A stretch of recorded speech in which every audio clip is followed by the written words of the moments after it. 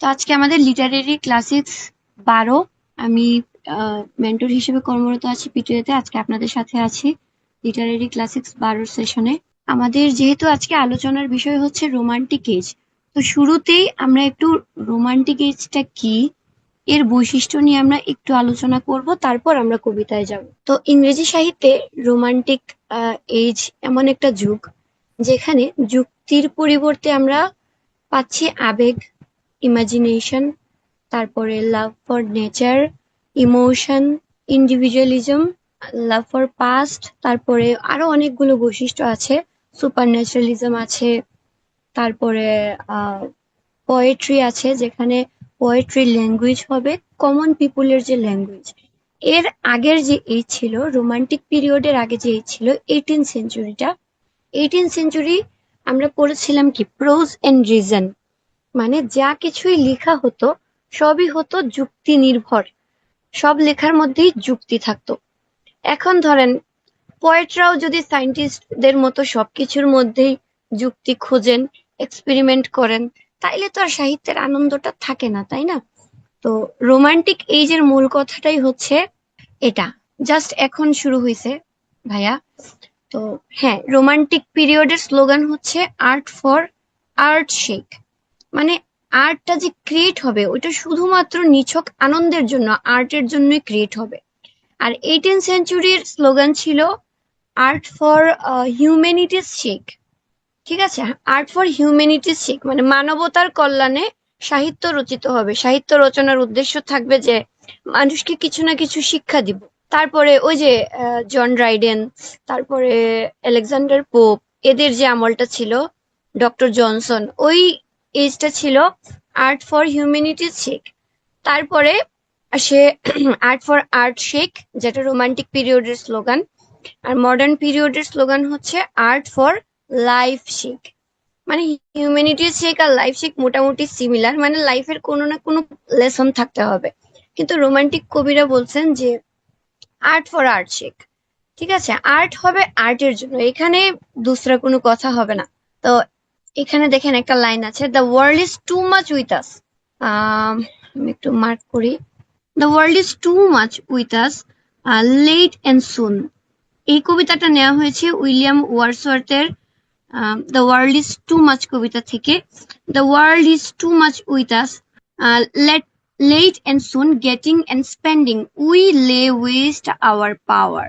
মানে পৃথিবীতে যা নাই, আমাদের লাইফে যা নাই, আমরা তা নিয়েই ব্যস্ত। মানে কি করতে হবে, বিসিএস ক্যাডার হইতে হবে, ভালো লাইফ লিড করতে হবে, মানে যা নাই আমরা তা নিয়েই ব্যস্ত।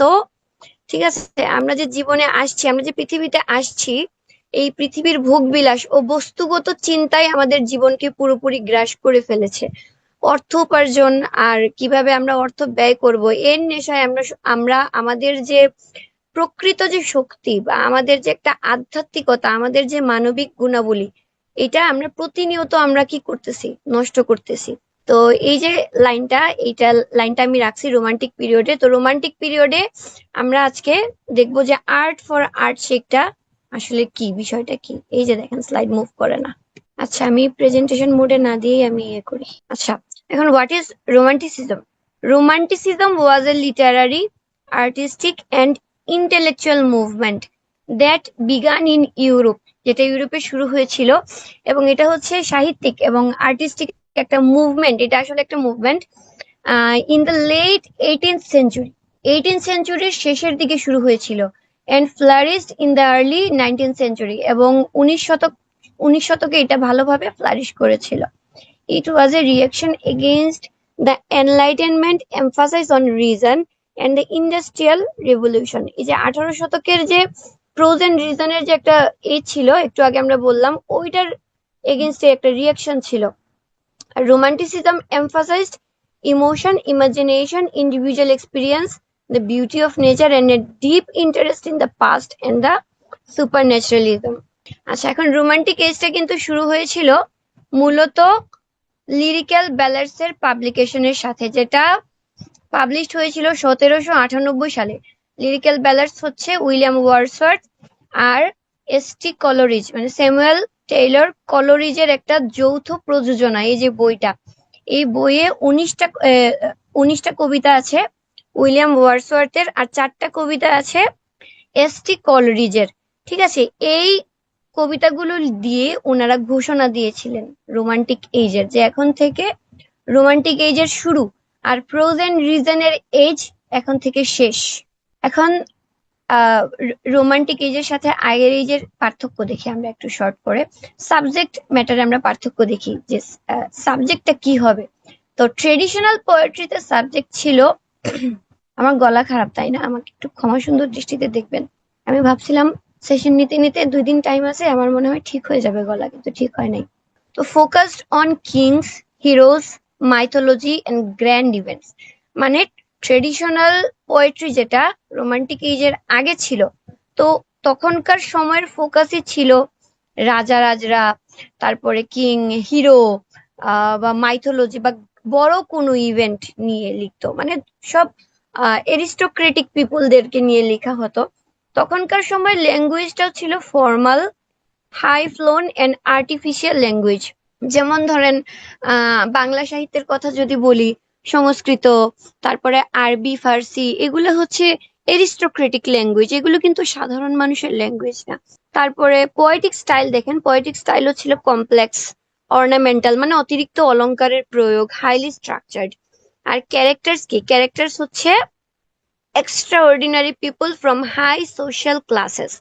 মানে ওই যে বললাম যে রাজা রাজরা, তারপরে হিরো, মাইথোলজি, এই চরিত্রগুলো কিন্তু তাদেরকে নিয়েই রচিত হতো। আর থিমও ছিল virtue, glory, honour and destiny, এগুলো ছিল থিম। আর পোয়েটের রোল ছিল distant and formal storyteller. কিন্তু রোমান্টিক এজে কি হলো? রোমান্টিক এজে পুরো উল্টোটা হলো। সাবজেক্ট ম্যাটার কি হলো? Focused on common life, nature and human feelings. তখন ছিল রাজা, হিরো, মাইথোলজিক্যাল ক্যারেক্টার্স, তারপর গ্র্যান্ড ইভেন্টস। কিন্তু রোমান্টিক এজে সাবজেক্ট ম্যাটার হলো নেচার, তারপরে নেচারের বিভিন্ন এলিমেন্টস, সাধারণ মানুষ, এরা হলো সাবজেক্ট। তারপরে ল্যাঙ্গুয়েজটা হলো simple, natural and close to everyday speech. আমরা আধুনিক যুগে যেরকম চলিত ভাষার প্রয়োগ হলো, আহ আধুনিক যুগে ঈশ্বরচন্দ্র বিদ্যাসাগর, না সরি, মাইকেল মধুসূদন দত্ত যেভাবে চলিত ভাষাটাকে নর্মালাইজ করলেন, তো ইংরেজি সাহিত্যের যে রোমান্টিক এজ, তখনও কিন্তু ওই বিষয়টাকে নর্মালাইজ করা হয়েছিল লিরিক্যাল ব্যালান্স এর মাধ্যমে। ওইটার কিন্তু আবার মারাত্মক রকম সমালোচনাও হয়েছিল। কোনো সুন্দর জিনিসই কিন্তু প্রথম প্রথম সবাই একসেপ্ট করতে চায় না, যেটা গতানুগতিক, ওইটার বাইরে একটু গেলে কিন্তু লোকজন কথাবার্তা শুরু করে, সমালোচনা শুরু করে। তো ল্যাঙ্গুয়েজ ছিল simple, natural and close to everyday speech.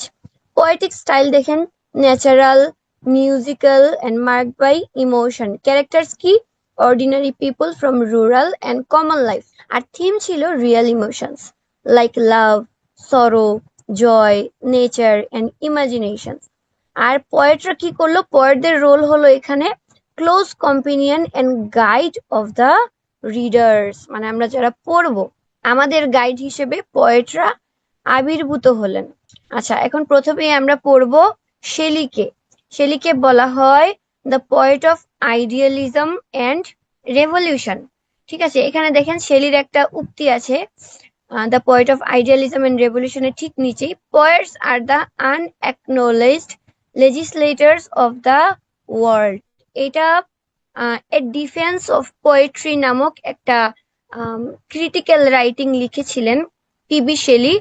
উনি কবিদেরকে ডিফেন্ড করেছিলেন।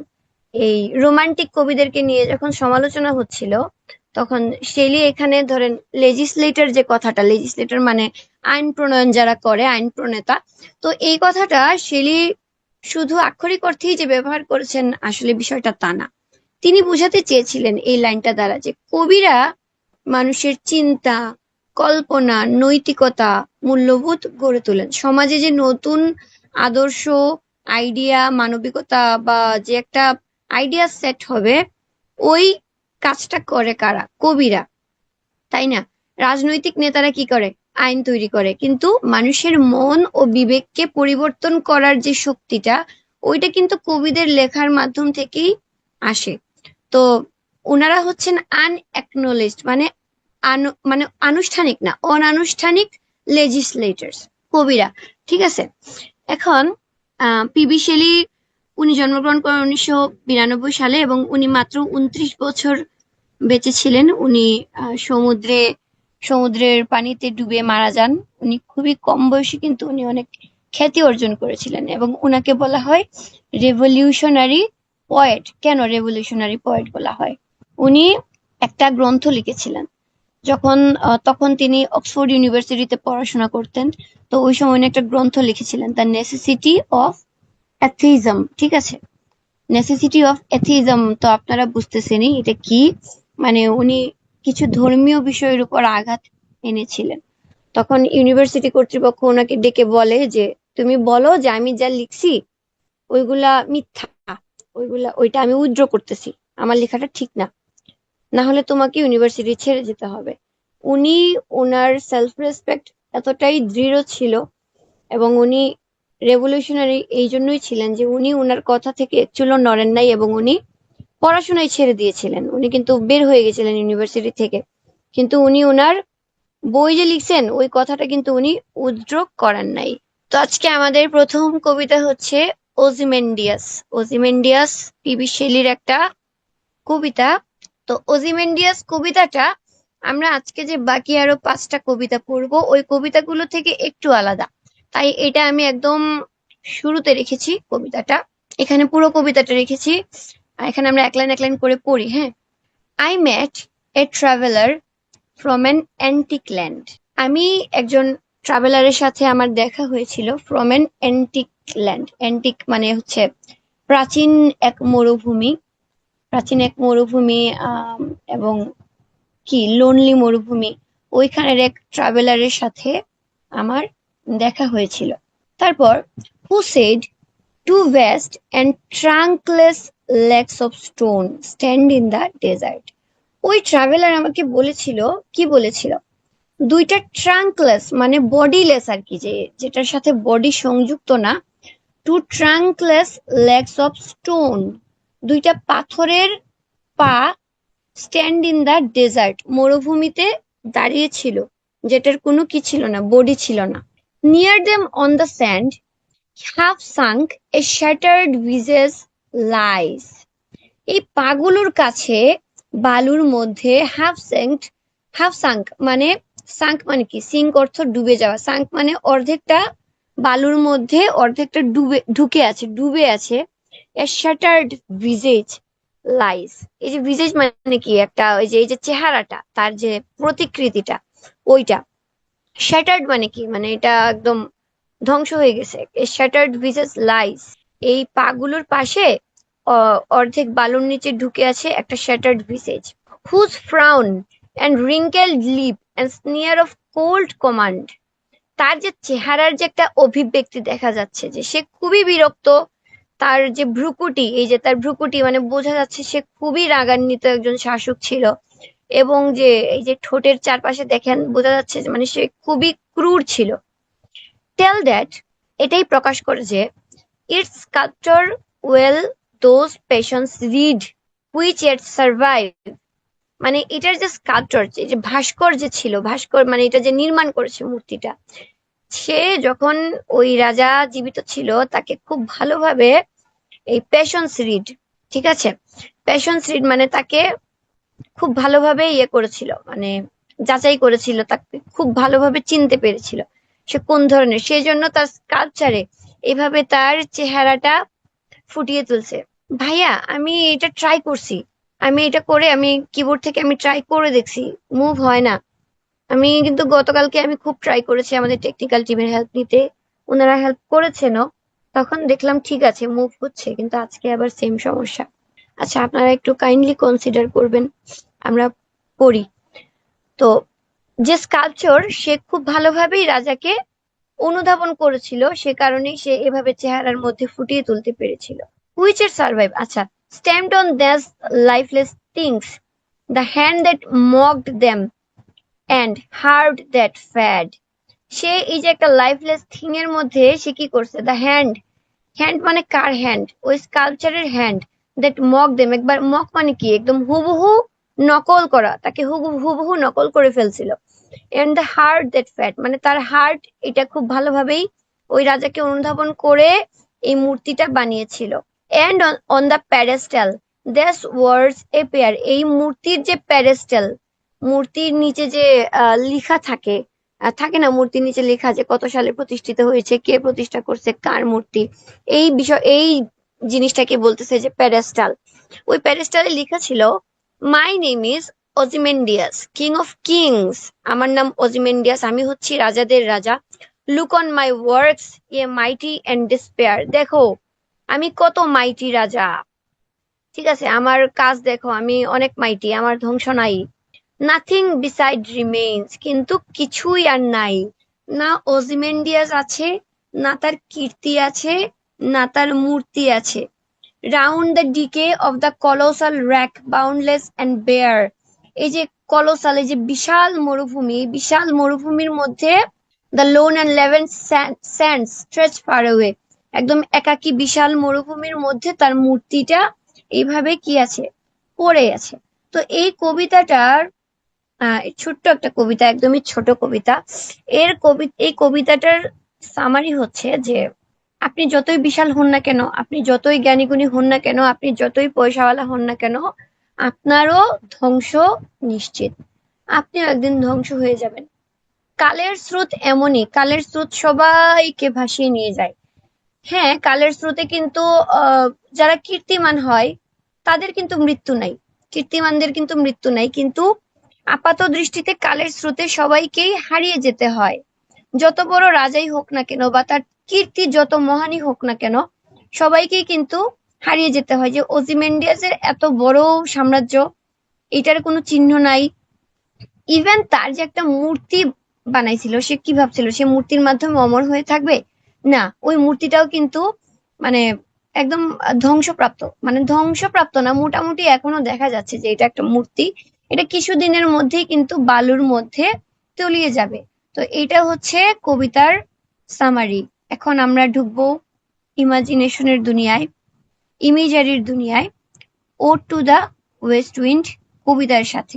Ode to the West Wind P B শেলির আরেকটা বিখ্যাত কবিতা।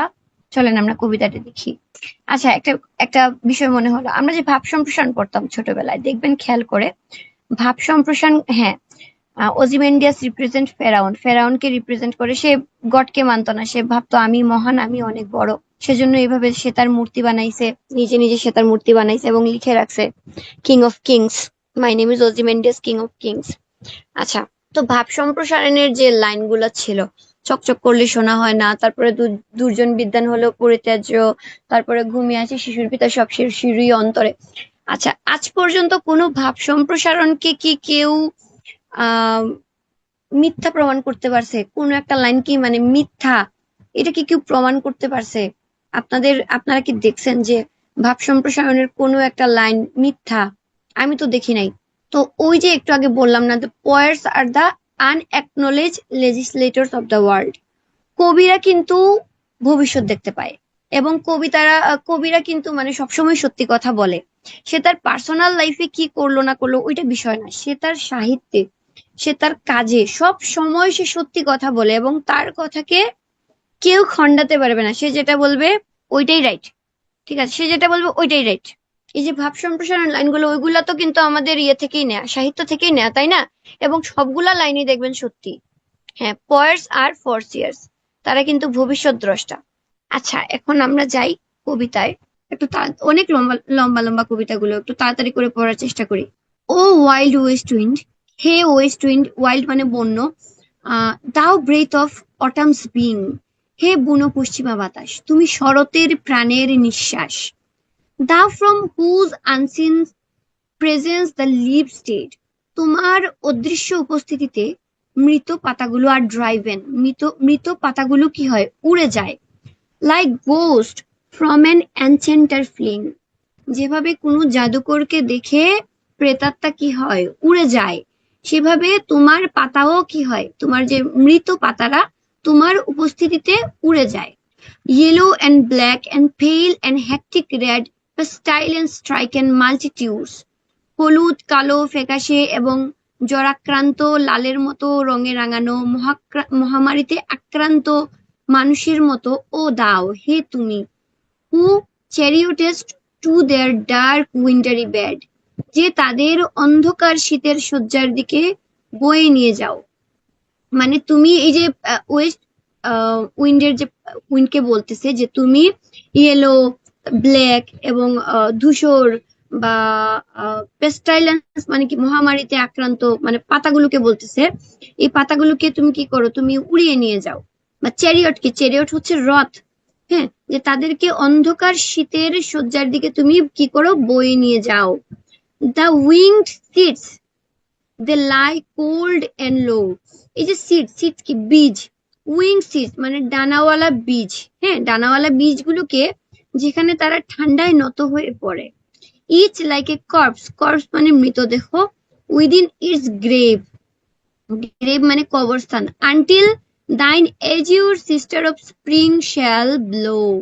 ঠিক আছে, বলতেছে যে এজিউর সিস্টার মানে তোমার নীলবর্ণা যে তোমার বোন মানে বসন্ত, ওই বসন্ত আসার আগ পর্যন্ত তুমি কি করো, তোমার এই যে বীজগুলাকে তুমি উড়িয়ে নিয়ে তুমি ফেলো, মৃতদেহের মতো তুমি কবরে নিয়ে ফেলো। মানে বলতেছে যে ওয়েস্ট উইন্ড কি করে, ওয়েস্ট উইন্ড হচ্ছে আপনার পশ্চিমা বায়ু, ওইটা অটাম মানে শরৎকালের যে পশ্চিমা বায়ু ওইটাকে ইন্ডিকেট করতেছে। ওই বায়ুটা কি করে, প্রথমে তো মৃত যে পাতাগুলোকে উড়িয়ে নেয়, তারপরে বীজগুলোকে মাটিতে ছড়িয়ে দেয়। ঠিক আছে, যে শীতকালে বীজগুলো ঘুমিয়ে পড়বে, আবার বসন্ত যখন আসবে তখন বীজগুলো নতুন প্রাণের সঞ্চার ঘটাবে। তো এখানে দেখেন ওয়েস্ট উইন্ডকে কবি ডেস্ট্রয়ার এন্ড প্রিজার্ভার দুইটাই বলতেছে, এবং বলতেছে ওয়াইল্ড স্পিরিট, তাকে কোনো একটা ওয়াইল্ড স্পিরিটের সাথে তুলনা করছে কবি। তো কবিদের পাওয়ার দেখেন, কবিরা কি করছে, সাধারণ একটা বাতাস, পশ্চিমা বাতাস, ওই পশ্চিমা বাতাসকে উনি একটা ওয়াইল্ড স্পিরিটের সাথে তুলনা করছে, যে স্পিরিট কি করে, একদিকে কি করে ডেস্ট্রয় করে, ওই যে পাতাগুলোকে উড়াইয়া নেয়, তারপর বীজগুলোকে ছড়িয়ে ছিটিয়ে নিয়ে ফেলে, কিন্তু এটা আসলে ধ্বংস না, এটা হচ্ছে প্রিজার্ভার। ঠিক আছে, ধ্বংস ও সৃষ্টি একসাথে চলে। তো পুরনো জিনিস ধ্বংস না হলে নতুন কিছু জন্মায় না। আর ওয়েস্ট উইন্ড হচ্ছে পরিবর্তনের প্রতীক। স্ট্যানজা ওয়ানে আমরা এটাই পাচ্ছি, এই কথাটা হচ্ছে স্ট্যানজা ওয়ানের মূল বিষয়। তারপর দেখি কি বলছে, thou on whose stream mid the steep sky's commotion. Thou মানে তুমি, দাও মানে ইউ, হে তুমি, যার প্রবাহে উত্তাল আকাশের আলোড়নের মাঝে লুজ ক্লাউডস আলগা মেঘগুলো লাইক আর্থস ডিকেইং লিভস আর শ্যাড, যেমন পৃথিবীর ঝরে পড়া শুকনো পাতার মতো ছড়িয়ে পড়ে। মানে তোমার প্রবাহে, ওয়েস্ট উইন্ডের প্রবাহে কি হয়, মেঘগুলিও ছড়িয়ে পড়ে শুকনা পাতার মতো। Shook from the tangled boughs of heaven and ocean, স্বর্গ ও সমুদ্রের জট পাকানো শাখা থেকে ঝরে পড়ার মতো। তারপরে বলছে angels of rain and lightning there are spread on the blue surface of thine airy surge. কি করছে, বৃষ্টি ও বিদ্যুতের যে দূতেরা এঞ্জেলস সেখানে ছড়িয়ে রয়েছে তোমার আকাশী তরঙ্গের নীল পৃষ্ঠ জুড়ে। ঠিক আছে, মানে সমুদ্রের যে নীল পৃষ্ঠটা ওইটাকে বলতেছে, না সরি সমুদ্র না, মানে আকাশের যে নীল যে পৃষ্ঠটা ওইটাকে বলতেছে। Like the bright hair uplifted from the head of some fierce maenad, maenad একটা Greek character, even from the dim verge, যেন কারো মাথা থেকে ঊর্ধ্বে উড়ে ওঠা উজ্জ্বল একটা চুল, কোনো উন্মুক্ত মেনাড নারীর মাথা থেকে আর কি কোনো একটা চুল উড়ে গেছে। Of the horizon to the zenith's height, আকাশের সর্বোচ্চ শিখর পর্যন্ত যেটা বিস্তৃত। The locks of the approaching storm thou dirge, ওগুলো আসন্ন ঝড়ের কেশরাশি, তুমি সেই শোকগাথা। দাও ডার্জ, ডার্জ মানে কি, ডার্জ হচ্ছে কারোর মৃত্যুতে যখন শোকগাথা গায় ওইটাকে বলছে ডার্জ। তুমি সেই শোকগাথা। Of the dying year of which this closing night will be the dome of a vast sepulchre, এক বিশাল সমাধির গম্বুজ হয়ে উঠবে মৃত একটা বছরের, যার জন্য এই শেষ হয়ে আসা রাত। ঠিক আছে, মানে কবিতার ভাষা আসলে খুবই কঠিন, সেজন্য আমি এখানে একটু মানে বোঝার জন্য সারমর্ম রাখছি। তো পশ্চিমা বাতাসকে বলতেছে যে তুমি আকাশের মেঘগুলোকে তুমি ছড়িয়ে দাও, সেই মেঘগুলো ঝড়, বজ্রপাত ও বৃষ্টির পূর্বাভাস দেয়। এই যে যে ঝড়, এই যে বৃষ্টিটা পড়তেছে আকাশ থেকে মাটির মধ্যে, ওইটাকে মেনার্ড নারীর চুলের সাথে তুলনা করছেন কবি। তো এটার মূল কথা হচ্ছে যে বড় পরিবর্তনের আগে একটা অস্থিরতা আসে। ঝড় মানে শুধু ধ্বংস না, এটা হচ্ছে নতুন শুরুর একটা প্রস্তুতি। Thou who didst waken from his summer dreams, the blue Mediterranean where he lay. Mediterranean মানে যে ভূমধ্য সাগর, বলতেছে হে পশ্চিমা বাতাস, তুমি তাকে গ্রীষ্মের স্বপ্ন ঘুম থেকে জাগিয়ে তুলেছিলে, সেই নীল ভূমধ্য সাগর যেখানে সে শান্তভাবে শুয়েছিল। Lulled by the coil of his crystalline stream. সমুদ্রের যে ঢেউটা কিভাবে ওঠে, ক্রিস্টালের মতো না, একদম গোল ঘূর্ণিপাকের মতো সমুদ্রের যে স্ট্রিম মানে ঢেউগুলা উঠে। তো সমুদ্রের ঢেউকে এখানে ইন্ডিকেট করছে, বলতেছে যে ওয়েস্ট উইন্ড তুমি সমুদ্রের ঢেউ ওইভাবে তুলো, তার যে স্বচ্ছ জলধারার কোমল ঢেউ এসে ঘুমিয়েছিল ওইটাকে তুমি জাগিয়ে তুলো। আর and saw in sleep old palaces and towers, আর ঘুমের মধ্যে সেই প্রাচীন প্রাসাদ ও উঁচু মিনারগুলো তুমি দেখাও। তো পশ্চিমা বাতাস এখানে সমুদ্রকে কি করে আন্দোলিত করে, ঢেউ ওঠে এবং সমুদ্রের মধ্যে যে উদ্ভিদ, ওই উদ্ভিদরাও বাতাসের শক্তিতে কি করে কেঁপে ওঠে। প্রকৃতির তো এইটার মাধ্যমে বোঝাচ্ছে যে সে আসলে যে বন জঙ্গল, ওয়েস্ট উইন্ডের প্রভাবটা শুধু গাছপালা তারপরে আকাশের মধ্যে না, ওইটা সমুদ্রের মধ্যেও প্রভাব ফেলে, এবং ওয়েস্ট উইন্ডের যে শক্তিটা ওইটা কিন্তু সব দিকেই পৌঁছে যায়, ওয়েস্ট উইন্ডের শক্তি সব দিকেই ছড়িয়ে যায়। If I were a dead leaf দাও মাইটেস্ট বিয়ার, আমি যদি একটা মৃত পাতা হতাম, শুকনো একটা পাতা হতাম, তবে তুমি আমাকে বহন করে নিয়ে যেতে। If I were A Swift cloud to fly with the, আমি যদি একটা সুইফট ক্লাউড হতাম, মেঘ হতাম, তাহলে আমি তোমার সাথে উড়ে যেতাম। A wave to pant beneath thy power and share the impulse of thy strength only less free, আমি যদি কি হতাম, আমি সমুদ্রের যদি ঢেউ হতাম, তাইলে আমি তোমার শক্তির নিচে ছুটে চলতাম। সমুদ্রের ঢেউটাকে যে ওয়েস্ট উইন্ড চাপ দেয়, চাপ দেওয়ার পর ওইখানে যে একটা ঢেউয়ের উৎপন্ন হয়, তো আমি তোমার সেই শক্তিটা কি করতাম, আমি তোমার সেই শক্তিটা ফিল করতাম, তোমার সেই শক্তির অংশীদার হতাম। আহ দেন দাও ও আনকন্ট্রোলেবল, ও আনকন্ট্রোলেবল বলতেছে হে ও প্রতিরুদ্ধ পশ্চিমা বাতাস, ইফ ইভেন যদি অন্তত I were as in my boyhood and could be the comrade of thy wanderings over haven, আমি যদি আমার শৈশবের মতোই থাকতাম বা আবার আমার শৈশবে ফিরে যেতে পারতাম, তাহলে আকাশ জুড়ে তোমার বিচরণের সঙ্গী হতাম। As then when to outstrip thy sky speed, সেই সময়ের মতো যখন তোমার আকাশচুম্বী গতিকে অতিক্রম করা স্কার সিম যে ভিশন, প্রায় অসম্ভব একটা কল্পনা মনে হতো। I would never have striven, তাহলে আমি কখনোই as does with thee in prayer in my sore need, আজকের মতো আমার গভীর দুঃখে তোমার কাছে এভাবে প্রার্থনা করতাম না। দেখেন এই লাইনটা খুবই গুরুত্বপূর্ণ। O lift me as a wave, a leaf, a cloud, I fall upon the thorns of life, I bleed, বলতেছে হে পশ্চিমা বাতাস, তুমি আমাকে আমাকে উপরে তুলে নাও, তুমি আমাকে একটা ঢেউ, একটা পাতা, একটা মেঘের মতো তুমি আমাকে উপরে তুলে নাও। আমি জীবন নামক কাঁটার উপর পড়ে গেছি, আমি এই জীবনের যে দুঃখ কষ্ট এসব আমি আর সহ্য করতে পারতেছি না, আই ব্লিড, আমার রক্তক্ষরণ হচ্ছে। তো পশ্চিমা বায়ুকে বলতেছেন ঠিক আছে যে তুমি আমাকে, তোমার সাথে তুমি আমাকে একটা পাতার মতো, একটা ক্লাউডের মতো তুমি আমাকে উপরে তুলে নাও। এ হেভি ওয়েট অফ হাওয়ার hours has chained and bored one too like thee, tameless and swift and proud, এই দীর্ঘ সময়ের যে ভার, জীবনের যে একটা ভার, এই ভার আমাকে কি করেছে, শৃঙ্খলিত করেছে এবং নত করে দিয়েছে। বোর্ড মানে কি, নত করে দিয়েছে, চেইনড মানে শৃঙ্খলিত করে দিয়েছে। One too like thee, tameless and swift and proud, যে একসময় তোমার মতোই ছিল অদম্য, দ্রুতগামী এবং গর্বিত। শিশুরা কি, শিশুরা কি কেউ কাউকে মানে, তারা কি কাউকে মানতে চায়? শিশুরা কিন্তু তারা মনের আনন্দে ছুটে চলতে চায়, তারা কিন্তু কারোর শাসন তারা মানতে চায় না। তো কবি চান তিনিও যেন পাতা, মেঘ বা ঢেউয়ের মতো ওয়েস্ট উইন্ডের সাথে চলতে পারেন। তিনি অনুভব করেন বয়স ও জীবনের কষ্ট তাকে দুর্বল করে দিয়েছে। তো তিনি আবার তার হারানো শক্তি ফিরে পেতে চান, শৈশবের যে শক্তি ওইটা ফিরে পেতে চান, এবং ওয়েস্ট উইন্ডকে তিনি নিজের মধ্যে ধারণ করতে চান। আচ্ছা, এটা হচ্ছে আমাদের স্ট্যান্জা 5, লাস্ট স্ট্যান্জা।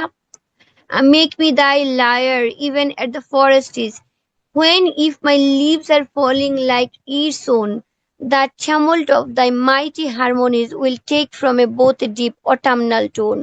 বলতেছে তুমি আমাকে এই যে জঙ্গল, বন বন জঙ্গল, বন জঙ্গলের মতো তুমি আমাকে ইয়ে করো, মানে আহ, আমাকে তোমার বীণা বানাও, ঠিক আছে? যেমন একটা বন তোমার বীণা, তুমি তোমার বাতাসের মাধ্যমে সেখানে কি করো, তুমি সেখানে সুরের সৃষ্টি করো। আমার পাতাগুলো যদি বনের পাতার মতো ঝরে পড়ে তাতে কি বা আসে যায়? তোমার শক্তিশালী শক্তিশালী সুরের যে প্রবল ঝংকার, ঠিক আছে, ওইটা আহ আমাদের উভয়ের মধ্য থেকে, আমাদের উভয়ের মাধ্যমে মিশে গিয়েই শরতের সুর সৃষ্টি করবে।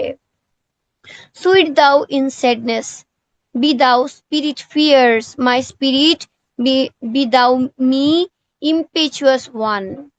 ঠিক আছে, সেই সুর দুঃখময় হলেও মধুর হবে।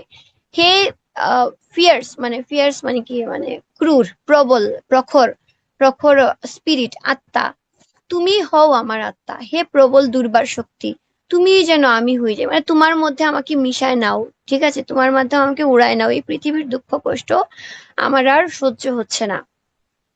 Drive my dead thoughts over universe, আমার মৃতপ্রায় চিন্তাগুলোকে সারা বিশ্বে ছড়িয়ে দাও। Like withered leaves to quicken a new birth, যেমন তুমি তোমার পাতাগুলোকে ছড়িয়ে দাও, ঠিক আছে, একটা নতুন জন্মের জন্য যেভাবে তুমি তোমার পাতাগুলোকে ছড়িয়ে দাও, ওইভাবে আমার থটস গুলাকেও তুমি ছড়িয়ে দাও।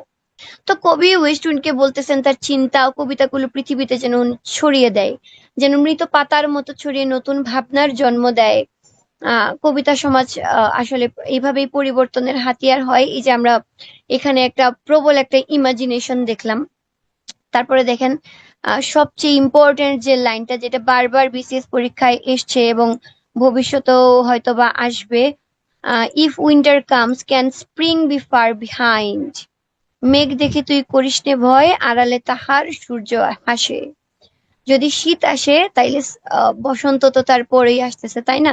তো আমাদের যে জীবনের যে দুঃখটা, দুঃখ কিন্তু চিরস্থায়ী না, দুঃখের পরপরই কিন্তু সুখ আসে। আমাদেরকে সবসময় মনে রাখতে হবে যে আমাদের যে বর্তমান দুঃখগুলো, আমরা আমাদের বর্তমান দুঃখে একদম ম্লান হয়ে পড়লে হবে না। আমাদের কি করতে হবে, আমাদের মনে রাখতে হবে if winter comes can spring be far behind, যদি শীত আসে শীতের পরে কিন্তু বসন্ত কিন্তু আসতেছে। তো এই দুইটা important quotation, if winter comes can spring be far behind, এটা খুব বেশি ইম্পর্টেন্ট, এটা মোস্ট ইম্পর্টেন্ট। আর I fall upon the thorns of life I bleed, এটা মনে রাখবেন যে ওয়েস্ট উইন্ডকে বলতেছে যে আমি জীবন নামক কাঁটার উপর পড়ে গেছি, আই ব্লিড, আমার রক্তক্ষরণ হচ্ছে। If winter comes can spring be far behind. আচ্ছা, এখন আমাদের নেক্সট কবিতা, টু এ স্কাইলার্ক। কবিতাগুলো না এত বড় বড়, অনেক বড় বড় কবিতাগুলো। তো এই আমরা আগের কবিতায় দেখলাম যে রোমান্টিক পিরিয়ডে যে লাভ ফর নেচার, দেখেন পুরোটাই কিন্তু একটা নেচার নিয়ে কবিতাটা, তাই না? এবং যে সাবজেক্ট ম্যাটারটা করেছে ওয়েস্ট উইন্ডকে, পশ্চিমা বায়ুকে, এবং এখানে যে অটাম ঋতু, শরৎ ঋতু, যে ওই ঋতুকে ওইখানে রাখছে। তো এখন দেখেন, এখন আমাদের সাবজেক্ট ম্যাটার হচ্ছে একটা পাখি, একটা স্কাইলার্ক পাখি। হ্যাঁ ভাইয়া, হ্যাঁ হ্যাঁ, এই লাইনটাও গুরুত্বপূর্ণ। O lift me on a wave, a leaf, a cloud, আমাকে একটা ইয়ের মতো, ঢেউয়ের মতো, পাতার মতো, মেঘের মতো আমাকে কি করো, লিফট করো, আমি এটা অ্যাড করে দিব, ঠিক আছে? আপনাদের পিডিএফ দেওয়ার আগে আমি এটা অ্যাড করে দিব লাইনটা। থ্যাংক ইউ মনে করে দেওয়ার জন্য, অসংখ্য ধন্যবাদ। তো এখন আমাদের সাবজেক্ট ম্যাটার হচ্ছে টু এ স্কাইলার্ক। তো স্কাইলার্ক পাখির গান আসলেই পিবি শেলি শুনেছিলেন। তো পাখির গান শুনে উনি ইন্সপায়ার্ড ফিল করেছিলেন, এবং ইন্সপায়ার্ড ফিল করে কিন্তু উনি এই কবিতাটা লিখেছেন। তো এই কবিতার বিশাল বড়, লাইন টু লাইন আসলে পড়া পসিবল না। এখানে আমি রেখেছি, আমরা একটু দেখি। Hail to thee blithe spirit bird Thou never wert dead from heaven or near it, pourest thy full heart in profuse strains of unpremeditated art. তো কবি এখানে আকাশে যে স্কাইলার্ক পাখিটা উড়ছিল, পাখিকে উনি অভিবাদন জানাচ্ছেন। হেইল টু দি, মানে তোমার জয় হোক। ব্লিথ স্পিরিট, বলতেছে তুমি একটা স্বর্গীয় আত্মা। তিনি বলেন এটা কোনো সাধারণ পাখি নয়, বরং আনন্দে ভরা এক স্বর্গীয় আত্মা। স্কাইলার্ক মানুষের আত্মার বিশুদ্ধ আনন্দ ও স্বাধীনতার প্রতীক। স্কাইলার্কের যে আনন্দ, স্কাইলার্কের যে গান, ওই গানটা খুবই পিওর। আমরা যে গান গাই, দেখেন আমরা যদি গান গাই, আমরা যে একটা রবীন্দ্রসঙ্গীত গাই, আমরা একটা নজরুল গীতি গাই, ওই গানটাকে আমরা নিজেদের ইমোশনের সাথে কানেক্ট করি। আমরা আমাদের নিজেদের আবেগ ঢেলে তারপর ওই গানটা গাই, তাই না? গানটা কিন্তু পিওর না, গানের সাথে কিন্তু আমাদের পার্সোনাল যে লাইফ, ওইটা কিন্তু ইনক্লুড হয়ে যায়, ওইটা জড়িয়ে যায়। কিন্তু স্কাইলার্কের গানটা হচ্ছে একদম পিওর। ওইটা কিন্তু মানে পৃথিবীর যে কলুষতা, ওই কলুষতা কিন্তু তাকে ছুঁতে পারে না। এই বিষয়টা নিয়েই কিন্তু কবি স্কাইলার্ক কবিতাটা লিখেছেন। Higher still and higher from the earth thou springest, like a cloud of fire. The blue deep thou wingest, and singing still dost soar, and soaring ever singest. পাখিটি পৃথিবী থেকে অনেক উঁচুতে উঠে গান গাইছে, কিন্তু তাকে চোখে দেখা যাচ্ছে না। এটার ইনার মিনিং হচ্ছে যে সত্যিকারের যে সৌন্দর্য, ওইটা সবসময় চোখে দেখা যায় না, দৃশ্যমান হয় না। তা কি করতে হয়? অনুভব করতে হয়। In the golden lightning of the sunken sun, over which clouds are brightening, thou dost float and run, like an unbodied joy whose race is just begun. সূর্যাস্তের সময় আকাশে পাখির গান চারদিকে ছড়িয়ে পড়ে। সূর্যাস্তের সময় সব পাখিরা কি করে? গান গাইতে গাইতে তাদের নেস্টে ফিরে যায়। তো ওই সময়টাকে বলছে এখানে যে পাখির গান আকাশের চারদিকে ছড়িয়ে পড়ে। এর ইনার মিনিং হচ্ছে যে মহৎ চিন্তা ও সৌন্দর্য দূর দূরান্ত পর্যন্ত মানুষের মনে ছড়িয়ে পড়ে, স্কাইলার্কের গানের মতো। The pale purple even melts around thy flight, like a star of heaven in the broad daylight. Thou art unseen, but yet I hear thy shrill delight. তো কবি স্কাইলার্ককে মেঘের মধ্যে লুকিয়ে থাকা চাঁদের সাথে তুলনা করেছেন। তো মহান মানুষ অনেক সময় কি করে? চোখের আড়ালে থাকলেও তাদের প্রভাব রয়ে যায়, আড়ালে থেকেও কিন্তু সে তার কাজ চালিয়ে যায়।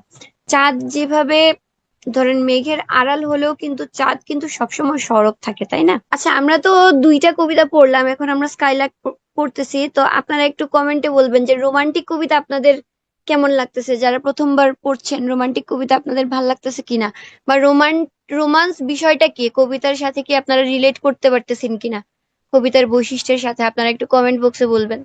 ঠিক আছে, আমরা নেক্সট যাই। আচ্ছা, আমরা এটুক পড়ছি। Keen are the arrows of that silver spear, whose intense lamp narrows in the wide dawn clear.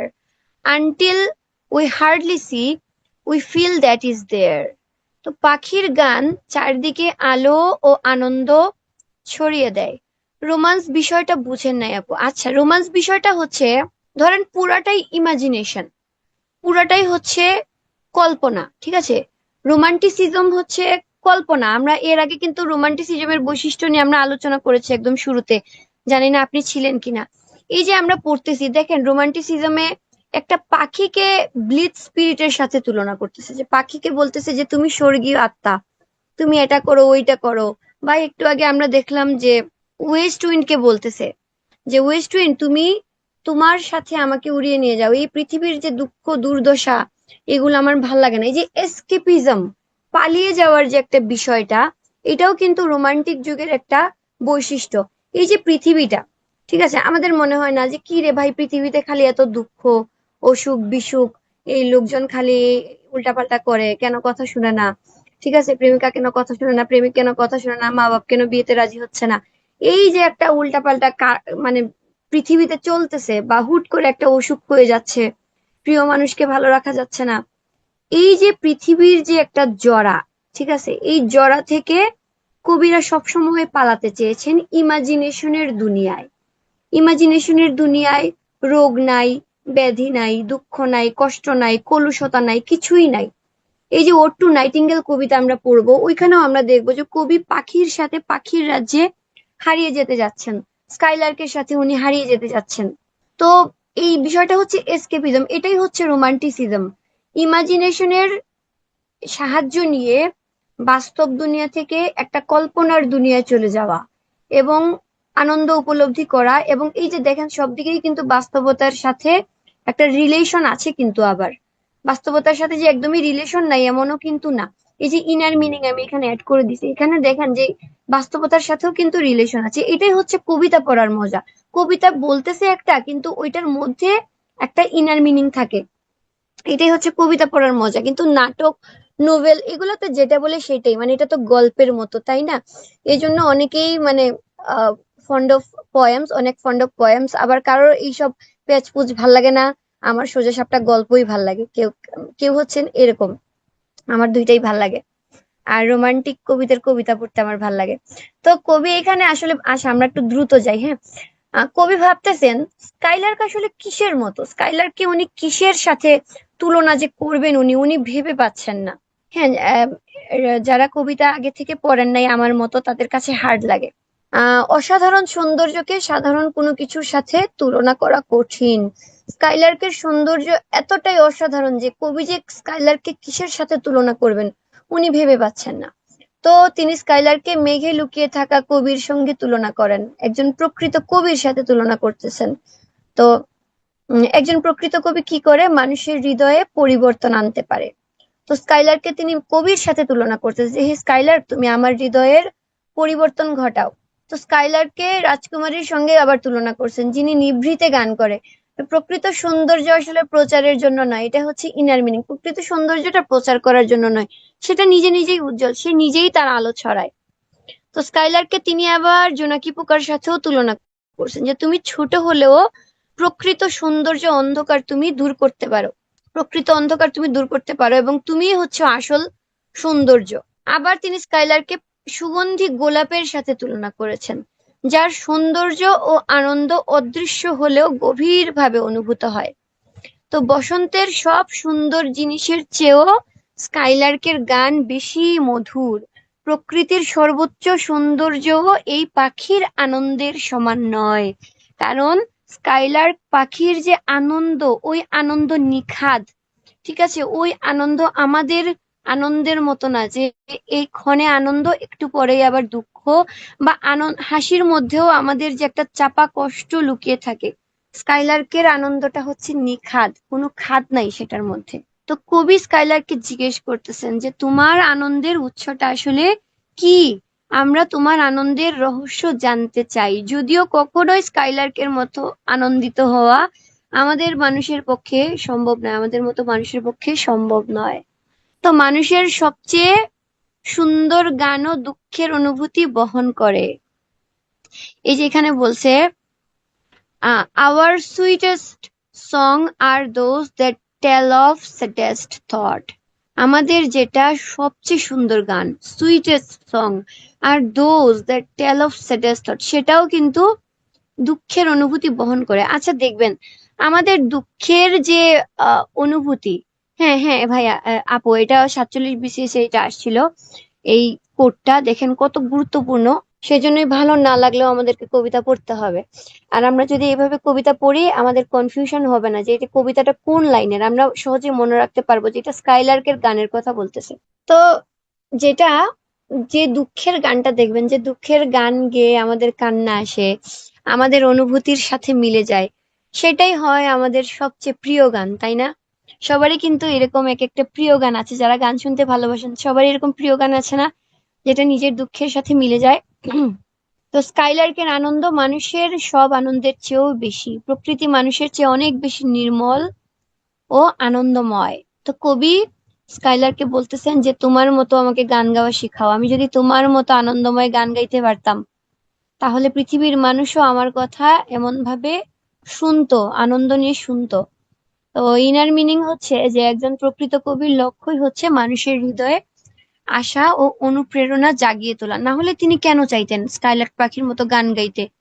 তিনি চাচ্ছেন যে উনি যাতে স্কাইলার্ক পাখির মতো গান গান এবং পৃথিবীর মানুষকে উনার নির্মল এবং নিষ্কলুষ গান উনি পৃথিবীর মানুষকে শোনান। তো স্কাইলার্ক কবিতাটা শেষ। একটু সামারি দেখি যে স্কাইলার্ক কবিতায় শেলি একটি স্কাইলার্ক পাখির আনন্দময় গান শুনে উনি মুগ্ধ হন। তিনি পাখিটিকে সাধারণ পাখি নয় বরং স্বর্গীয় আত্মা বা ব্লিথ স্পিরিট হিসেবে কল্পনা করেন। এখন দেখেন পরীক্ষায় যদি একটা প্রশ্ন আসে, কোন কবিতায় একটা পাখিকে ব্লিথ স্পিরিট হিসেবে কল্পনা করা হয়েছে? এখন অপশনে 2 এ স্কাইলার্ক থাকলো, 2 এ নাইটিঙ্গেল থাকলো। অনেকেই কিন্তু প্যাচ লাগায় নাইটিঙ্গেলটা উত্তর করে ফেলতে পারেন, কিন্তু আমাদের 6M ক্লাবের মেম্বার যারা উনারা কিন্তু জানেন যে এটা স্কাইলার্ক কবিতায় পড়ছেন এবং শেলি স্কাইলার্ক পাখিকে ব্লিথ স্পিরিট হিসেবে কল্পনা করেছেন। উনারা কিন্তু আর ভুল করবেন না। আপনারা কিন্তু আজকে যারা আছেন এখন সেশনে, আপনারা এই ভুলটা করবেন না। তো কবি ভাবতেছেন যে মানুষ দুঃখ, ভয়, হতাশা এবং মৃত্যু চিন্তায় আক্রান্ত, তাই মানুষের আনন্দ কখনোই সম্পূর্ণ নয়। কিন্তু স্কাইলার্ক এসব কষ্ট থেকে মুক্ত, তাই তার গান নিখুঁত আনন্দের প্রতীক। শেষ পর্যন্ত কবি স্কাইলার্কের কাছে অনুরোধ করেছেন সে যেন তার আনন্দের অন্তত অর্ধেক কবিকে শেখায়, তাহলে কবিও এমন কবিতা লিখতে পারবেন যা সারা পৃথিবী মুগ্ধ হয়ে শুনবে। তো এইটার সবচেয়ে গুরুত্বপূর্ণ লাইন হচ্ছে এটা, our sweetest songs are those that tell of saddest thought. আর এইটা মনে রাখতে পারেন, we look before and after and pine for what is not.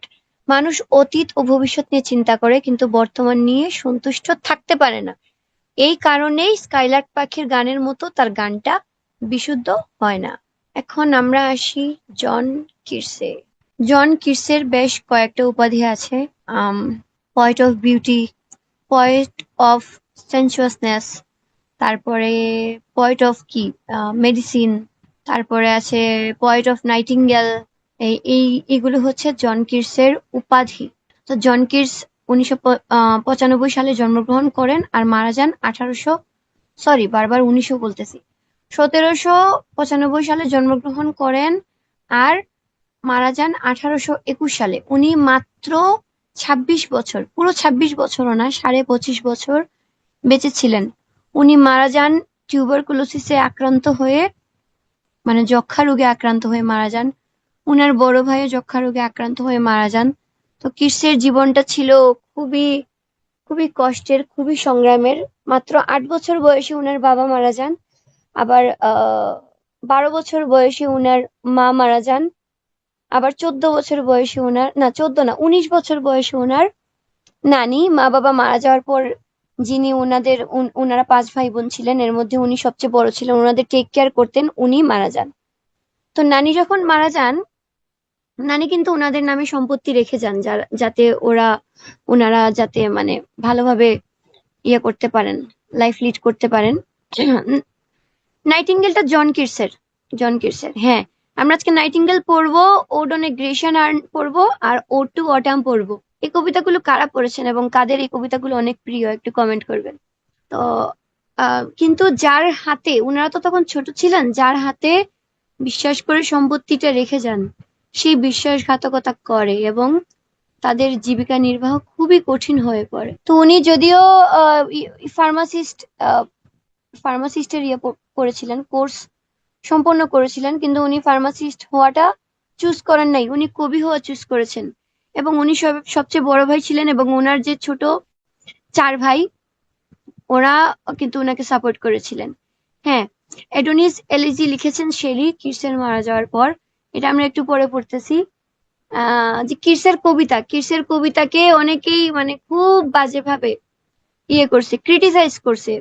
ঠিক আছে, ক্রিটিসিজমে খুব বাজেভাবে কিটসকে পার্সোনালি অ্যাটাক করছে। যেমন একটা কবিতা আছে, কোনটা জানি, হ্যাঁ, এন্ডিমিয়ন সম্ভবত। এই কবিতাটা লেখার পর উনাকে এত বাজেভাবে উনাকে করছে, মানে অ্যাটাক করছে, বলতেছে যে না, তুমি গিয়ে তোমার করো, তোমার ডাক্তারি করো, তোমার দ্বারা কবিতা লেখা পসিবল না, তুমি কবিতা লেখার মানুষ না, তুমি যাই ডাক্তারি করো। এইভাবে মানে সরাসরি কিটসকে সমালোচনা করছে। তো কিটস খুবই কম বয়সে মারা যান। তো কিটস কম বয়সে মারা যাবার পরে উনাকে নিয়ে একটা এলিজি লিখছে পিবি শেলি।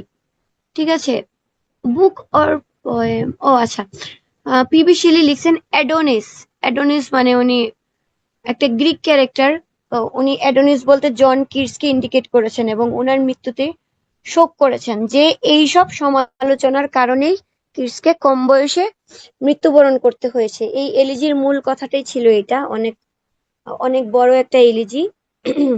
তো আমরা আজকে জন কিটসের 3টা বিখ্যাত কবিতা আমরা আজকে পড়ি। আচ্ছা, এখানে যা যা লিখছি এটা মোটামুটি আলোচনা করছি। তো the core of Keats's poetic vision কি কি? সেনসুয়াসনেস, একটা হচ্ছে সেনসুয়াসনেস, একটা হচ্ছে হেলেনিজম, একটা হচ্ছে নেগেটিভ ক্যাপাবিলিটি। আচ্ছা, নেগেটিভ ক্যাপাবিলিটিটা আসলে কি? নেগেটিভ ক্যাপাবিলিটি হচ্ছে যে অনিশ্চয়তা, রহস্য বা সন্দেহের মধ্যেও, আনসার্টিনিটিস, মিস্ট্রিজ বা ডাউটের মধ্যেও অস্থির না হয়ে বা সবকিছুরই যুক্তিসঙ্গত বা ব্যাখ্যা না খুঁজে তা যেরকম আছে সেরকমই গ্রহণ করা। ঠিক আছে, আমি একটা উদাহরণ যদি দেই, ধরেন আপনি একটা সূর্যাস্ত দেখতেছেন, এখন কেউ জিজ্ঞাসা করলো যে এই সূর্যাস্তটা কেন এত সুন্দর, সূর্যাস্ত কেন এত সুন্দর? তো একজন বিজ্ঞানী এর বৈজ্ঞানিক কারণ ব্যাখ্যা করতে চাইবেন যে সূর্যাস্ত কেন সুন্দর।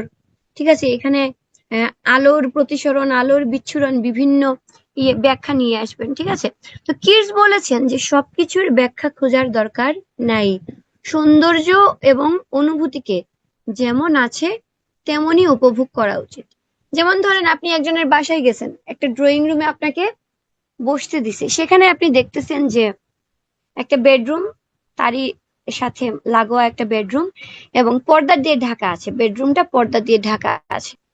এখন ধরেন ম্যাক্সিমাম ক্ষেত্রে কি হয়, ধরেন কোনো মেহমান আসলে আমরা যেটা ড্রয়িং রুম ওইটাকে খুব পরিপাটি করে রাখি, আর বেডরুমের যাচ্ছে তাই অবস্থা থাকুক না কেন, মেহমান তো আর বেডরুমে আসতেছে না, তাই না? বেডরুমের কি অবস্থা ওইটা তো আর মেহমান দেখতেছে না, তাই না? কোনোভাবে ড্রয়িং রুমটা একটু সাজিয়ে গুছিয়ে রাখলেই হলো। এখন মেহমান যে বসলো ড্রয়িং রুমে, সে এখানে বসে পর্দার আড়ালে যেটা ইমাজিন করবে, ধরেন সে সুন্দর ইমাজিন করতে পারে, আবার বিশ্রীও ইমাজিন করতে পারে, আবার সে চাইলে কিন্তু পর্দাটা সরাই দেখে ফেলতে পারে। এখন সে যদি পর্দা সরাই দেখে ফেলে তাইলে কিন্তু শেষ, তাইলে কিন্তু সে দেখে ফেললো এখানে কি আছে, তার কিন্তু আর ইমাজিনেশনের জায়গাটা থাকলো না, তাই না? কিন্তু সে সে পর্দা না সরিয়ে ওইখানে অনেক কিছু কল্পনা করতে পারে, যে পর্দার আড়ালে অনেক সুন্দর কোনো ভিউ মনে হয় আছে, সে পর্দার ওপাশে বসে বসে সে অনেক কিছু চিন্তা করতে পারে। তো এই যে বিষয়টা, এটাকে মেনে নেওয়াটাই হচ্ছে এই নেগেটিভ ক্যাপাবিলিটি। খোঁজাখুঁজি না করে যেটা আছে সেটাকেই মেনে নেওয়াটা হচ্ছে নেগেটিভ ক্যাপাবিলিটি। কারণ অবজেক্টিভ বিউটি বলতে পৃথিবীতে কিছুই নাই। ঠিক আছে, পৃথিবীতে এমন কিছুই নাই যা সবার জন্য সুন্দর। যেমন গোলাপ ফুল, গোলাপ যে গোলাপ নিজে কিন্তু সুন্দর না, গোলাপকে আমরা সেই সুন্দরের দৃষ্টিভঙ্গি থেকে দেখি, সেজন্য গোলাপকে আমাদের সুন্দর মনে হয়। ধরেন আপনাকে কেউ ধরেন আপনার যে beloved, প্রেমিক বা প্রেমিকা বা আপনার হাজবেন্ড বা ওয়াইফ আপনাকে ভালোবেসে একটা গোলাপ উপহার দিল। তো সেই গোলাপটা কিন্তু আপনার কাছে খুবই সুন্দর মনে হবে এবং মনে হবে এই গোলাপের চেয়ে সুন্দর মনে হয় পৃথিবীতে আর কিছুই নেই। কিন্তু ধরেন আপনাকে হ্যালো যদি দিদি, সাউন্ড কমে গেছে, স্পষ্ট শোনা যাচ্ছে না। আচ্ছা, এখন ঠিক আছে? এইভাবে বললে ঠিক আছে? হ্যাঁ, এখন ঠিক আছে। আচ্ছা, আমি বলছিলাম যে গোলাপ, আমরা গোলাপের উদাহরণ দিচ্ছিলাম, যে গোলাপকে মনে হয় সুন্দর, আসলে গোলাপ সুন্দর না, সুন্দর হচ্ছে আমাদের দৃষ্টিভঙ্গি। আমাদের বিলাভেড, আমাদের প্রেমিক বা প্রেমিকা যদি আমাদেরকে একটা গোলাপ দেয়, তাহলে ওই গোলাপটা আমাদের কাছে অনেক সুন্দর লাগবে না? মনে হবে যে গোলাপ ফুলের মতো সুন্দর মনে হয় পৃথিবীতে আর কিছুই নেই, কারণ সেটা আমার প্রিয় মানুষ আমাকে দিয়েছে। কিন্তু ধরেন এমন একজন আপনাকে একটা গোলাপ ফুল দিল, আপনি তার পরক্ষণে জানতে পারলেন যে সে আপনার সাথে চিট করেছে, তখন কি ওই গোলাপটা আপনার কাছে সুন্দর মনে হবে, ভালো লাগবে, নাকি ছিঁড়ে ছুঁড়ে ফেলতে ইচ্ছা করবে? কোনটা মনে হবে? ছুঁড়ে ফেলতে ইচ্ছা করবে না বা ছুঁড়ে ফেলবেন, ওই গোলাপটা কিন্তু আপনি আর আপনার কাছে রাখবেন না। এই যে বিষয়টা, এই বিষয়টা হচ্ছে সাবজেক্টিভিটি। মানে যে জিনিসটা আপনার কাছে যেমন সেটা তেমন, পৃথিবীতে সবকিছুই সুন্দর বা সবকিছুই বিশ্রী না। আপনার কাছে আপনার দৃষ্টিভঙ্গি যেরকম, ওই জিনিসটা সেরকমই মনে হবে। আপনার যদি মনে হয় ওই মানুষটা খুবই ভালো, তাইলে ওই মানুষটাকে দেখবেন আপনার ভাল লাগে, সে বিশ্রী হইলেও আপনার সুন্দর লাগে। কিন্তু সুন্দর একটা মানুষ আপনার যদি মনে হয় তার আহ সে ভালো না, তার চরিত্র ভালো না, সেই সুন্দর মানুষটাকেও আপনার কি লাগবে, খারাপ লাগবে। এই বিষয়টাই হচ্ছে সাবজেক্টিভিটি, যেটা রোমান্টিক কবিতার বৈশিষ্ট্য, এবং ওই বিষয়টাই নেগেটিভ ক্যাপাবিলিটির সাথে জড়িত। তো কবিদের মধ্যে যদি এই নেগেটিভ ক্যাপাবিলিটি না থাকতো, ওনারা কিন্তু ওড টু স্কাইলার্কের মতো কবিতা লিখতে পারতো না। স্কাইলার্ক যেমন, ওনারা তেমনই দেখতেন। আমরা একটা পাখিকে যেমন দেখি, আমরা কি একটা পাখিকে নিয়ে কবিতা লিখতে পারি? আমরা সাধারণ মানুষ আমরা পারি না, কারণ আমাদের মধ্যে সেই নেগেটিভ ক্যাপাবিলিটিটা নাই, যেটা কবিদের মধ্যে থাকে। কবিরা শুধু একটা পাখি দেখেন না, ওনারা পাখির মধ্যে আরো অনেক কিছু দেখেন, আর আমরা শুধু যেটা বাস্তবে আছে ওইটাই দেখি। আচ্ছা, তো আহ, জানি না আপনারা কলোরিজ তো পড়েছেন, মনে হয় কলোরিজে পড়েছেন কিনা। কলোরিজে এসটি কলোরিজ কিন্তু দুইটা ইমাজিনেশনের কথা বলেছেন, একটা প্রাইমারি ইমাজিনেশন আর একটা সেকেন্ডারি ইমাজিনেশন, ঠিক আছে? তো প্রাইমারি ইমাজিনেশন কি? আমরা সবাই যেটা করতে পারি, আমরা কি করি, একটু কল্পনা করি, কল্পনার রাজ্যে হারাই যায়, আমাদের ভালো কল্পনা করি কিংবা খারাপ কল্পনা করি, ওই কল্পনা থেকে কিন্তু সাহিত্য উঠে আসে না। আচ্ছা, তারপরে দেখি তার মেজর পোয়েটিক ওয়ার্কস কয়েকটা আছে এখানে, ইজাবেলা, পট অফ বাসিল। আচ্ছা, কিটসের যে কবিতা, এখানে দেখি, কিটসের দেখেন এখানে বিখ্যাত কয়েকটা কবিতা: ode to nightingale, ode on a Grecian urn, ode to autumn, তারপরে Endymion, Hyperion, Lamia, Isabella, the eve of Saint Agnes. এগুলো হচ্ছে কিটসের কিছু বিখ্যাত কবিতা। আচ্ছা, এখন আমরা পড়বো নাইটিঙ্গেল। নাইটিঙ্গেল পাখি আমরা পড়বো। নাইটিঙ্গেলের পাবলিকেশনটা দেখি। আচ্ছা, নাইটিঙ্গেল কবিতার ব্যাকগ্রাউন্ডটা আমরা একটু বলি। উনার এক বন্ধু ছিল চার্লস ব্রাউন, ঠিক আছে? উনার বন্ধুর বাসায় উনি আসা যাওয়া করতেন, ওইখানে মাঝে মধ্যে থাকতেন। তো উনার বন্ধুর বাসায় উনি যখন একদিন গেছেন, তো ওইখানে একটা ইয়ে ছিল, বাগান ছিল। ওই বাগানে প্রায় একটা নাইটিঙ্গেল পাখি আসতো, বসতো, গান গাইতো, কবি পাখির গান শুনতেন।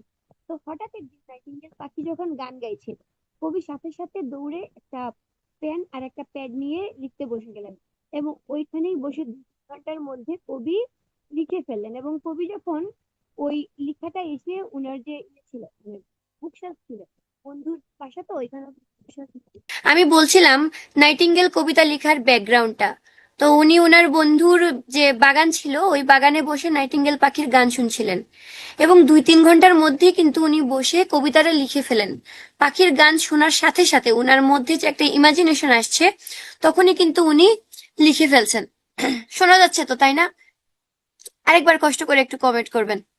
জি জি, শোনা যাচ্ছে। আচ্ছা, তো উনি কয়েক পাতা লিখছেন, 3-4 পাতা লিখছেন, লিখে উনি ছুঁড়ে উনার বুকশেলফের মধ্যে রেখে দিয়েছেন। তো উনার বন্ধু যখন দেখতে গেল, তখন দেখতেছে কি যেন লিখা, কিন্তু কিছুই বোঝা যাচ্ছে না। মানে একবার চিন্তা করেন, একজন কবি যখন ইমাজিন করে একটা নাইটিঙ্গেল পাখির গান শুনে একটা কবিতা লিখতেছেন, উনার মধ্যে কি আর সেই বিষয়টা কাজ করতেছে যে আমার হাতের লেখা সুন্দর হইতে হবে, লেখা বোঝা যাইতে হবে? উনার তো মানে কোনোভাবে লিখতে পারলেই হলো। তো উনি এরকম করে উনি লিখছেন, লিখে উনার বন্ধুকে উনি যখন কবিতাটা পড়ে বুঝাইছেন, তখন বন্ধুও বুঝতে পারছে যে উট্টু নাইটিঙ্গেল এবং ওনার বন্ধু কি কত বড় মাপের লেখক। তো উনি ওনার একটা চিঠিতে ওনার সেই বন্ধুকে বলেছিলেন যে একদিন পৃথিবীতে যত স্মরণীয় কবি থাকবে, তার মধ্যে আমিও থাকবো। মানে উনার কতটুকু কনফিডেন্স, চিন্তা করেন, এই 26 বছর বয়সে উনি এতগুলা কবিতা লিখছেন, ঠিক আছে? এতগুলা কবিতা লিখছেন, এবং উনি মানে এখনো বিশ্বে সমাদৃত। উনার কবিতা আজও আমরা পড়তেছি। উনাকে নিয়ে আবার ক্রিটিকও হয়েছে। আবার উনার মৃত্যুতে এলিজিও লিখছেন। উনি অনেক বড় মাপের কবি ছিলেন 26 বছর বয়সেই। উনি যদি 60-70 বছর বাঁচতেন, তাইলে কি হতো ব্যাপারটা একবার চিন্তা করেন। আচ্ছা, এখন আমরা পড়ি। My heart x. এক্স মানে কি? মানে আমার হার্টে ব্যথা হচ্ছে। And a drowsy numbness pains my sense. Drowsy numbness মানে একটা তন্দ্রাচ্ছন্ন অবস্থা, ঠিক আছে? মানে নিদ্রাচ্ছন্ন অবস্থা। As though I as though of hemlock I had drunk. আমার মনে হচ্ছে আমি হেমলক পান করেছি। অর এমটাইড সাম ডাল অপিটেড টু দ্য ড্রেনস। আচ্ছা, এক লাইন করে পড়ার সময় নেই, এরপর আরো 2টা কবিতা আছে আমাদের। 1 minute passed and late words had sung. 'Tis not through envy of thy happy lot, but being too happy in thine happiness, that thou, thine মানে your আর thou মানে you, that thou, light winged dryad of the trees, in some melodious flood of beechen green and shadows numberless, singest of summer in full throatities. তো কবি নাইটিঙ্গেলকে বলতেছেন যে তোমার যে আনন্দময় গান, তোমার যে সুন্দর গান, ওইটা শুনে আমার আমার মনে হচ্ছে আমি হ্যামলক পান করেছি। ঠিক আছে, আমি হ্যামলক পান করেছি এবং আমার নিদ্রাচ্ছন্ন মনে হচ্ছে এবং আমার হৃদয় বিষণ্ণ এবং অবশ মনে হচ্ছে। আমি তোমাকে ঈর্ষা করতেছি না, আমি তোমাকে হিংসা করতেছি না, বরং তোমার যে সীমাহীন সুখ, তোমার ওই সীমাহীন সুখ দেখে আমিও তোমার সুখে সুখী হয়ে আমি মুগ্ধ হয়ে গেছি। নাইটিঙ্গেল পাখিকে কবি বলতেছেন আর কি। তো O for a draught of vintage that had been মানে had been cooled a long age in the deep delved earth. আচ্ছা, এই বিষয়টা কি জানেন? এই বিষয়টা হচ্ছে ওই যে মদ বানানোর যে প্রসেসটা, ওইটা বলতেছে যে অনেক বছর ধরে কি করছে, মাটির নিচে জমা করছে আর কি। মদ তো এইভাবেই বানায় সম্ভবত, মাটির নিচে অনেক বছর ধরে চাপা রেখে দেয়, তো তারপর সেটা কি হয়, এটা মদ হয়ে যায়, তাই না? ওইটাকে বলতেছেন তিনি ওইরকম একটা মদ কামনা করতেছেন। Tasting of Flora and the country green, dance and provincial song and sunburnt mirth, O for a beaker full of the warm south, beaker মানে হচ্ছে পেয়ালা, মদের পেয়ালা, full of the true, the blushful Hippocrene with beaded bubbles, যেটার মধ্যে মদের পেয়ালার মধ্যে কি থাকবে, বিডেড বাবলস থাকবে, বাবুল উঠে থাকবে, এন্ড পার্পল স্টেইনড মাউথ, ওইটা খাবার পর ওনার মুখটা বেগুনি রঙের হবে, মানে পার্পল স্টেইনড, বেগুনি রং লেগে যাবে। That I might drink and leave the world unseen and with thee fade away into the forest dim. তিনি এমন একটা মদের পেয়ালা কামনা করতেছেন নাইটিঙ্গেল পাখির কাছে, বলতেছে এমন একটা মদের পেয়ালা তুমি আমাকে দাও যেটা আমাকে বাস্তব জীবনের দুঃখ কষ্ট ভুলিয়ে দিবে এবং প্রকৃতির মাঝে তোমার সাথে আমাকে মিলিয়ে দিবে। তিনি নাইটিঙ্গেল পাখির সাথে, উনি যে নাইটিঙ্গেল পাখি যে বনভূমির মধ্যে উড়ে চলে, তো উনিও সেই বনভূমির মধ্যে উড়ে যেতে চান। আচ্ছা, আজকে পড়লে আপনাদের আর প্যাচ লাগবে না। আজকে আমি ব্যাকগ্রাউন্ড বললাম না যে কিডস কিভাবে নাইটিঙ্গেল পাখির গান শুনেছিলেন, শুনে কিডস কিভাবে লিখেছিলেন উনার বন্ধুর বাসায়। শেলির ক্ষেত্রে এরকম না, শেলি যে স্কাইলার্ক পাখির গান শুনেছেন, শেলি উনার ওয়াইফের সাথে হাঁটছিলেন, ওয়াক করছিলেন, তো ওই সময় উনি স্কাইলার্ক পাখির গান শুনেছিলেন, তখন লিখেছিলেন। দুইটার ব্যাকগ্রাউন্ড কিন্তু আলাদা। তো কবি এমন একটা মদের পেয়ালা কামনা করতেছেন, দেখেন ওনারা কবিতার মধ্যে মদের পেয়ালা কামনা করতেছেন এবং ওইটা কিন্তু সাধারণ মদ না। উনি নাইটিঙ্গেল পাখিকে বলতেছে যে তুমি আমাকে মাতাল করে ফেলো, এমন একটা মদের পেয়ালা তুমি আমাকে দাও, আমাকে ওইটা খাওয়াও যেন আমি তোমার সাথে হারিয়ে যেতে পারি। উনি কেন হারিয়ে যেতে চান? এই যে এসকেপিজম, এসকেপ মানে পালিয়ে যাওয়া, উনি কেন পালিয়ে যেতে চান? ওই সেম কাহিনী, এই পৃথিবীটা দুঃখ, দুর্দশা, বার্ধক্য, জরাগ্রস্ত, সব দিকে খালি খারাপ নিউজ। এখন দেখতেছেন না, ফেসবুকে ঢোকাই যাচ্ছে না, খালি খারাপ নিউজ, তাই না? মানে পৃথিবীটা কোন দিকে যে যাচ্ছে, এত ক্রাইম, এমন এমন এমন এমন কাহিনী শোনা যাচ্ছে যেগুলা মানে কল্পনাও করা যাচ্ছে না, এবং মনে হচ্ছে যে মানুষ এইসব কিভাবে করে, মানুষের পক্ষে এগুলা কিভাবে সম্ভব। এবং ভাবতে অবাক লাগে আমাদের চারপাশে এই ধরনের মানুষ নিয়ে আমাদের চলাফেরা। আমরা জানি না যে আমরা যাদেরকে নিয়ে চলাফেরা করতেছি এরা আদৌ মানুষ নাকি এদের ভিতরে পশুত্ব লুকিয়ে আছে। আমরা কে কোন দিন সেই পশুত্বর শিকার হয়ে যাই বলা যায় না।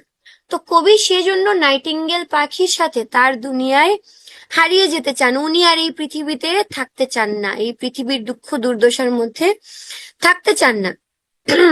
Fade far away, dissolve and quite forgot what thou among the leaves has never known the weariness, the fever and the fret.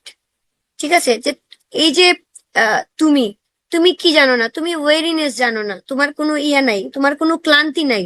Fever মানে জ্বর দিয়ে পৃথিবীর যে যত অসুখ সব অসুখকে বোঝানো হয়েছে, অ্যান্ড দ্য ফ্রেট মানে এই যে অসুস্থতা, এগুলাকে বোঝানো হয়েছে। তুমি এগুলা জানো না, তুমি এগুলা বোঝো না, তো তোমার সাথে আমি হারিয়ে যেতে চাই। এখানে কবি মানুষের জীবনের দুঃখ দুর্দশা এগুলা তুলে ধরেছেন, এবং মানুষের যে সৌন্দর্য ও যৌবন এগুলা যে ক্ষণস্থায়ী সেটা বলছেন। হ্যাঁ, দেখি আমরা পড়ি। Here where men sit and hear each other groan. মানুষ কি করে?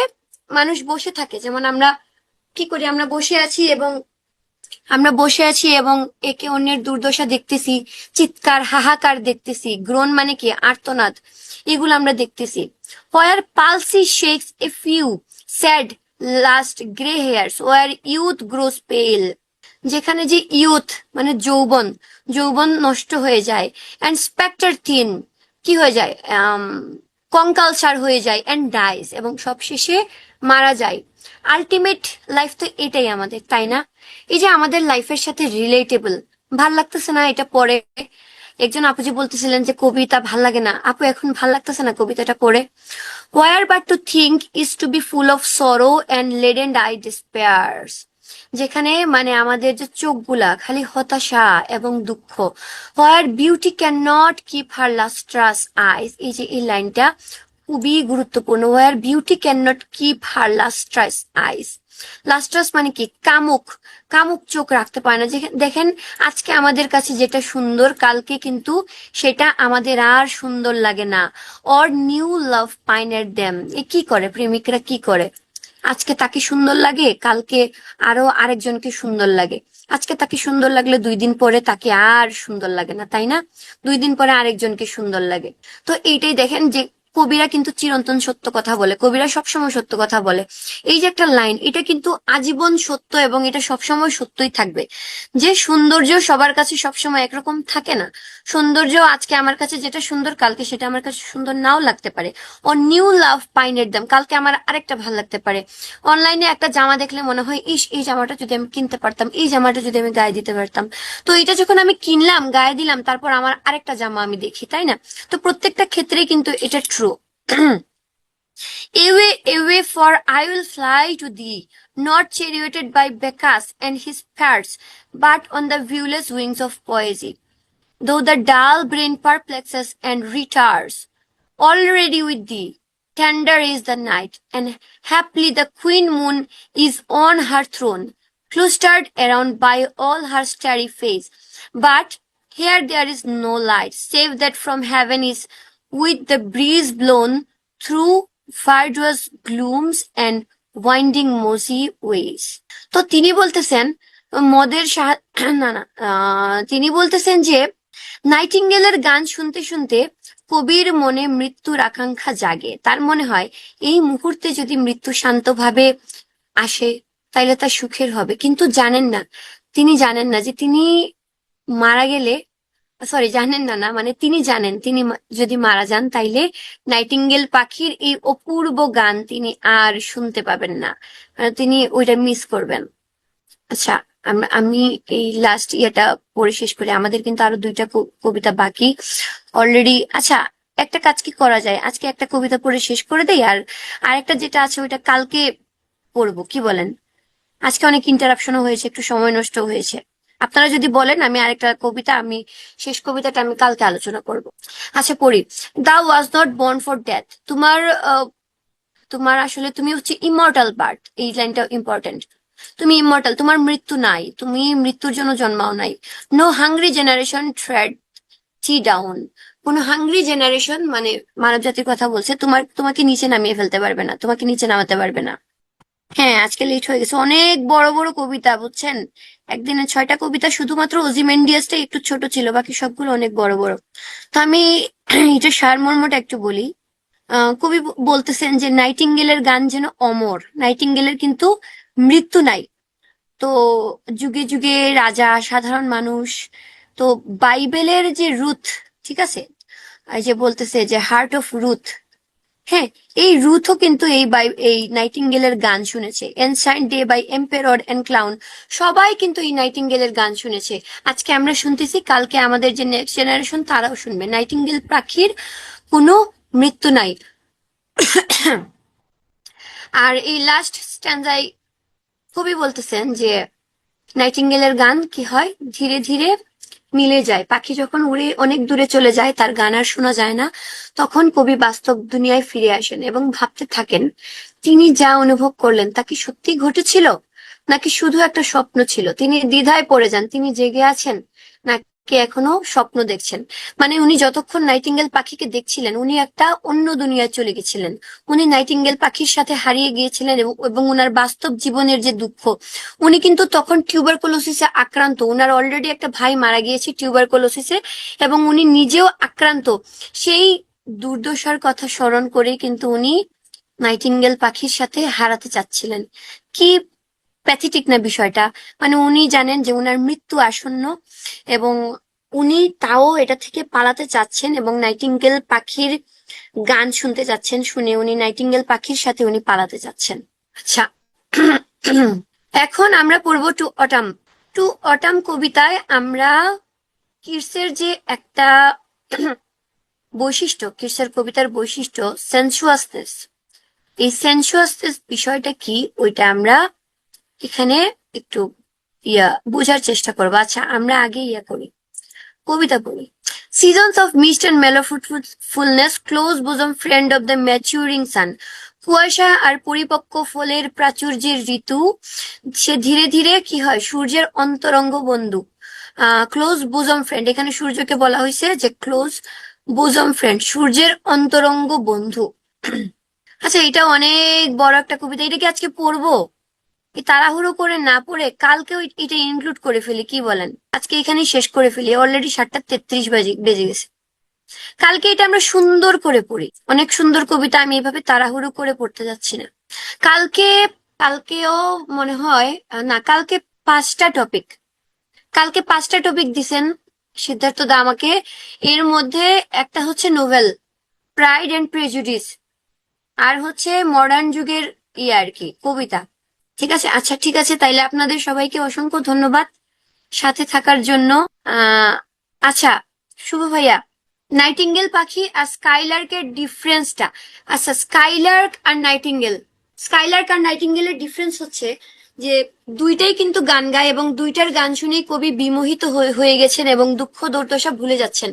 কিন্তু স্কাইলার্ক পাখির সাথে তুলনাটা এমন যে স্কাইলার্কের সাথে উনি হারাইতে যাচ্ছেন না, বা উনি যে নাইটিঙ্গেল পাখির সাথে একটা অন্য একটা দুনিয়ায় উনি চলে যেতে যাচ্ছেন এবং বাস্তব দুনিয়াটাকে উনি একদমই ভুলে যেতে যাচ্ছেন। বাস্তব দুনিয়ায় উনি থাকতে যাচ্ছেন না, বাস্তব দুনিয়ার যে ফেভার ফ্রেট এগুলো থেকে উনি পালাতে যাচ্ছেন। স্কাইলার্কের ব্যাপারে কিন্তু তেমনটা ঘটে নাই। উনি দুনিয়াতে থেকেই স্কাইলার্কের সৌন্দর্য উপভোগ উপভোগ করতে যাচ্ছেন। মানে 5টায় 5টায়, আচ্ছা আপনারা কথা বলেন একটু আগে শুরু করা যায় কিনা, এটলিস্ট আধা ঘন্টা আগে শুরু করা যায় কিনা। তো স্কাইলার্কের ব্যাপারটা হচ্ছে এরকম যে স্কাইলার্কের সাথে উনি নাইটিঙ্গেলের যে ব্যাপারটা, উনি হারাতে যাচ্ছেন না, উনি স্কাইলার্কের সৌন্দর্য জাস্ট উপভোগ করছেন আর কি। আর নাইটিঙ্গেলের সাথে উনি একদম পৃথিবীটাই ছেড়ে দিতে চাচ্ছেন, পালিয়ে যেতে চাচ্ছেন, এসকেপ করতে চাচ্ছেন, এটাই হচ্ছে মূল কথা। আচ্ছা, আজকে এখানেই শেষ করি। হ্যাঁ, কালকে দেখি এটলিস্ট আমরা যদি 15 মিনিট আগেও শুরু করতে পারি তাইলে ভালো। একটু কথা বলে দেখবো আমাদের আপুর সাথে। শুভ সকাল আবারও, আপনাদের সবার হোক, মানে সবার দিনটা ভালো কাটুক। Thank you so much.